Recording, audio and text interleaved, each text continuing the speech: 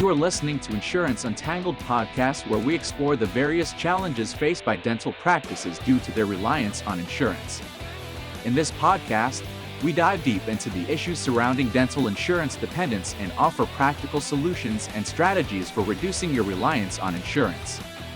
Join us as we interview industry experts, share success stories, and provide valuable insights to help you take control of your practice's financial future. Welcome to another exciting episode of the Insurance Untangled podcast. I'm Narain Arulraja, one of the co-hosts of this podcast. We are dedicated to helping practices that are tangled up with insurance get untangled. That's why we are called insuranceuntangleded.com. We talk about topics that help you take more control and create a bigger and better future for you, your patients, and of course, your team members. Today, my guest is my dear friend, Ben Tuine. Ben, I'm really excited about the topic we're going to be discussing today. Is PPO fee negotiations getting stronger or easier for dentists now that more dentists are dropping PPO plans? This is a wonderful conversation that I'm looking forward to having. Ben, how are you doing today? Hey, Naren, great to chat with you. Doing very well, my friend. It's an interesting topic here that we're going to be chatting about. Absolutely. I'm really looking forward to it. I know we live in a crazy time. The economy, the inflation, the interest rate, now possibly another war that's happening in the Middle East. So it's just, we are living in this crazy time. But anyways, life still has to go on. And, you know, as practice owners, one of the things that is in the minds of many of our listeners is, you know, the PPO write-offs, like how much they have to give up in the form of a write-off every time they treat a patient who's on PPOs. And the problem with that is now they have to cut the quality of their work. They have to see more patients, with the same time, because otherwise they can't make the math work. They can't make a profit. They can't, pay the bills. So, so one of the things you do is to help deal with that. And especially, of course, Gary helps people drop insurance, but you help companies or doctors negotiate if and when they can negotiate. So you have tons of knowledge. You've been doing this for a long time, Ben. So I'm looking forward to this conversation. Yeah, absolutely. Yeah, it's interesting, with all the volatility going on, with the plague the pandemic 3 years ago, and that having an impact on inflation. I think in my career, I've never seen so much change happen all at once, as it pertains to just being in the dental industry itself. But, fees and what people get paid. There are some positive changes that we're looking forward to in terms of seeing how a lot of those changes are going to benefit the dental industry as a whole. Yeah, let's have some fun with this topic. You have been, how long have you been in this industry, Ben? Like, I mean, in negotiating fees and so forth? So I started in 2007. So that's a little shy under not 20, right. Not full 20 years, but almost there. So 16 years, if I were to be Years. precise. Yeah. So what have been some of the trends over those 16 years when it comes to fee negotiations? Yeah, it's interesting. When I started in dentistry, I actually took a look back into history just to take a look at fee trends and, what changes triggered fee schedule changes in dentistry.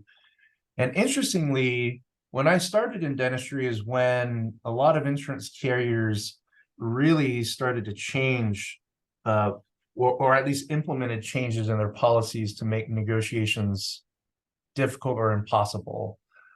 Because back then, nobody knew, in dentistry that is, none of the dentists that I worked with, none of them knew that you can negotiate your fees with insurance companies. And so, that's just proof that the insurance industry knew what it was doing as it developed dental insurance. Is they had a very strong grip on the dentist by making dentists believe that they couldn't negotiate. So since I've been in dentistry, that has changed significantly, where you have companies like Henry Schein buying a PPO fee negotiating firm. Benco just announced, I think it was last week, that they bought a PPO fee negotiating firm because these big companies see the writing on the wall, right? There's some revenue to be captured with a service that is helpful to dentists, but also one that's becoming a service that's becoming more and more popular these days. So in essence, what we're finding, Naren, is that the fact that more people, more doctors, and more companies out there are negotiating, it is getting easier on the dentist to obtain fee increases on a regular basis now, more so it's ever been in the history of dentistry. Right. So is that because a lot of doctors are dropping PPO plans? Is that what's causing it? Oh yeah, I think that has a lot to do with it. Statistically, when you look at the dental plans that have the largest enrollment of lives or people, it's the dental plans that have the largest number of enrolled doctors that typically would have the largest number of subscribers towards their dental plans. And the larger the insurance carrier is, where the larger their in-network participation is, the less likely they're going to negotiate. Well, you're starting to see that dynamic change among the big insurance carriers that are losing providers, is that many of those large insurance carriers are now negotiating in areas of the country that they used to not negotiate. So I think they're being forced in that position as a result of doctors leaving in-network status or going out of network. So you kind of touched on, so you are seeing a lot of insurance companies changing their behavior. They're changing their approach, in how they deal with dentists, because these doctors are dropping PPO plans. And are they increasing the amount of money they pay dentists in general, Yeah. or you have to ask for it? Yeah, so the rate increases are negotiated. Insurance carriers have, for the most part, been extremely unwilling to raise fees automatically every year to adjust to inflation. That's really not happened in dentistry. When there are auto increases that the insurance companies offer without doctors negotiating, those increases aren't very meaningful. They're maybe 0.5% of a total impact on the practice, right? But you see some major insurance carriers now that are making they're saying we've updated our fees, where they raise fees for a bunch of procedures, but they lower fees for a bunch of procedures as well, right? So at the end of the day, when you do your math, you're making the exact same revenue despite getting a fee update from certain insurance carriers. But what's helping is the trend of doctors going out of network that seems to be forcing the insurance industry back to where we want them to be, right? Making things more flexible for the doctors and increasing fees more on a regular basis, and also being open to negotiations, whereas in the past they weren't, So fortunately for dentistry, the result of doctors going out of network has been very, very helpful to the industry as a whole. Right. So do you see this happening every case, or maybe 40% of the insurance plans are willing to negotiate? So right now, every dental plan is negotiable or engaging in some form of negotiations in certain parts of the country, right? Whereas if you were to ask that same question 5 years ago, approximately 80% of the dental plans were negotiating, right? And the 20%, the big ones, they just didn't care, right? And you still do see some of that happening. It's kind of funny because, when doctors call, and I can't, I need to stay away from naming insurance carriers, kind of give me a breather from all these cease and desist that I get from insurance carriers on a regular basis. But anyway, certain large PPO plans, when doctors would call them to say, what is your termination process? Those insurance plans, they know they're losing providers like crazy. And what they're telling doctors is, well, if you want to terminate, here's what it is. And, and the doctors say, why are you negotiating? The insurance companies say, no, we don't negotiate. So if you don't like the fees, you can just terminate, right? And it reminds me of companies like Kodak, Blockbuster, these massive organizations that were unwilling to change to adapt to the times, right? Kodak in particular, who ignored it was their engineers that were recommending that Kodak go digital, and the board laughed at that. It's like, well, no, and naturally what happened was digital companies came in and they ate up market share like crazy from Kodak and other companies like Kodak. So we're seeing that resistance to change by a lot of the big insurance carriers. they talk a big talk when it comes to you going out of network as if they don't care.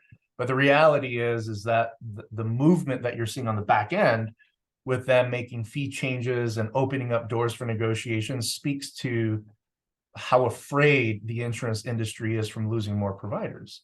So if you're thinking about going out of network, do it. It's helping. It's helping the industry as a whole when more and more doctors decide to go out of network. Thank you for that. What's your prediction, Ben, when it comes to the future as it pertains to fee trends and so forth? Are things going to get better or is it going to get worse? Yeah, I do see a tug of war going on here. The example that I use, and that's a game of tug of war between the dentists and the insurance companies. The example I'll use is here in Utah. At one point in time, Utah had some of the lowest fee schedules. In fact, when I started taking on clients here in Utah, this was way back in 2009, the standard fee for a crown in almost any part of Utah was less than $900, mostly around $820, $850. And the fees for crowns, the in-network fees for crowns were in the $400 and $500 range way back in 2009. When you look at the fee changes, like today, if I were to get a crown here in Utah, it's gone up from $850 to roughly $1,200 now, right? But so has the in-network reimbursements. So we're no longer seeing any of the $400 crowns anymore. The $500 crowns are quickly disappearing from the market here in Utah. But the average of reimbursements these days, the fees, especially if you want to measure, the difference on a crown, is what doctors are getting today is between $850 and $950 for a crown, right? Which is basically the usual and customary fees for a standard crown 10 years ago, right? 12 years ago. I haven't seen that big of a shift and change in other states, in a lot of other states, right? So naturally, when you look at fees, the trends of fees, it's the activity of negotiating and raising your fees in basically any community in the US that sort of then dictates where the insurance fees will end up in the future, right? So we've done a great job here in Utah focusing on those efforts. I'd say Utah probably has the highest concentration of doctors that negotiate fees either on their own or using a company to do that.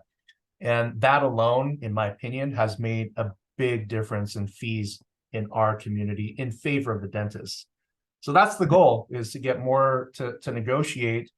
And naturally that is happening. So what you're going to see over time, over the next 5-10 years, is that fee trends will continue to be on the rise. As insurance carriers fight to retain doctors under in-network status, as well as, as the pace of doctors continuing to go out of network, we'll have a nice balance of a fee trend in the upward direction over the next several years. Right. And I think also something has fundamentally changed. Today, people are not picking dentists because of the dental plan. They are picking dentists because of the Google reviews, right? Because what they learn about that dentist online. So even when they go to a dentist within the plan, they're just going to Google first and finding the perfect dentist. And that's how they're going about it. So a lot of dentists are realizing the insurance plan is not doing anything for me. I mean, they don't help me with treatment. They don't do anything. They don't even drive the patient to me because the patients are not using the insurance website anymore. They're using Google to find patients.